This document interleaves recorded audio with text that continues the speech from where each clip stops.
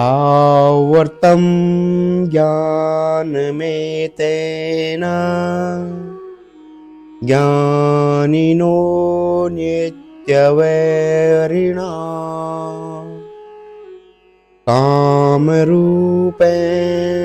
कौन्तेय दुष्पुरेणानलेन च।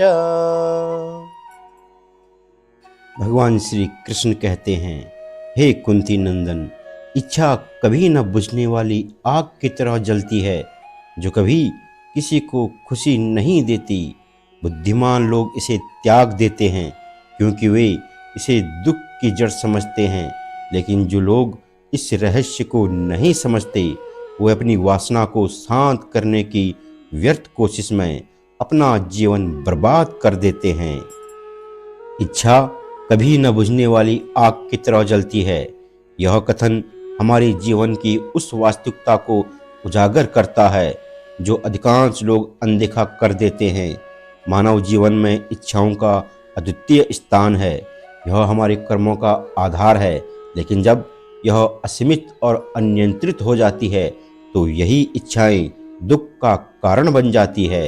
इस विचार को समझना और इसे जीवन में लागू करना ही वास्तविक संतोष और शांति का मार्ग है। भगवान श्री कृष्ण कहते हैं, इच्छा की प्रकृति अग्नि के समान है। जैसे ही अग्नि में जितना ईंधन डाला जाता है वह उतनी ही प्रबल हो जाती है, वैसे ही इच्छाओं की पूर्ति करने पर वे और बढ़ती हैं। जो लोग इसे समझ नहीं पाते वे इसे शांत करने के प्रयास में और गहरे दुख में फंस जाते हैं। भगवान कहते हैं, वासना केवल भौतिक सुखों तक सीमित नहीं है। यह हर उस चीज की तीव्र लालसा है जो हमारी आत्मा को भ्रमित करती हैं, चाहे वह धन हो, प्रसिद्धि हो या शारीरिक सुख। यह सब अंततः असंतोष और निराशा का कारण बनता है। वासना का मूल यह है कि हमारी अहंकार और अज्ञान से उत्पन्न होती है। इसके परिणाम वासना कभी तृप्त नहीं होती और इसके पीछे भागने से हमारा जीवन व्यर्थ हो जाता है।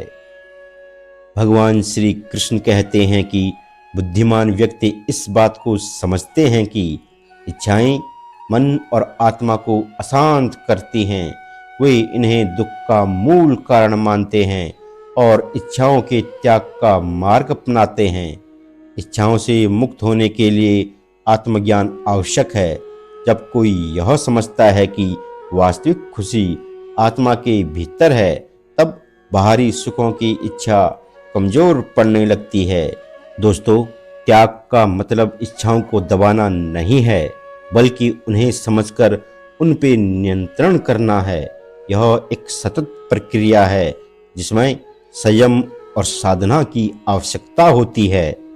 भगवान श्री कृष्ण कहते हैं, जो लोग इस सत्य को नहीं समझते वे इच्छाओं के पीछे भागते रहते हैं।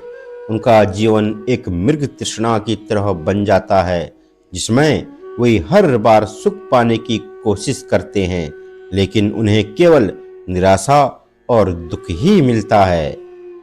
दोस्तों, आज की भौतिकवादी दुनिया में इच्छाओं का प्रचलन और भी अधिक हो गया है। लोग अपनी जरूरतों और वासनाओं में फर्क करना भूल गए हैं। यह स्थिति उनके जीवन को और अधिक जटिल बना देती है। इच्छाओं की पूर्ति के प्रयास में मनुष्य अपने समय, ऊर्जा और मानसिक शांति को खो देता है। अंततः वह अपने मूल उद्देश्य आत्मसंतोष और आध्यात्मिक शांति से भटक जाता है।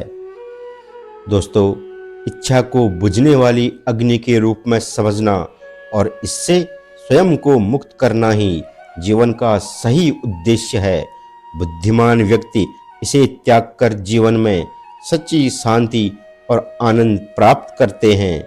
हमें यह समझने की आवश्यकता है कि बाहरी सुख क्षणिक हैं, जबकि आत्मा की शांति स्थायी है। इसलिए हमें अपने जीवन में इच्छाओं का प्रबंधन करके आत्मिक उन्नति की ओर बढ़ना चाहिए।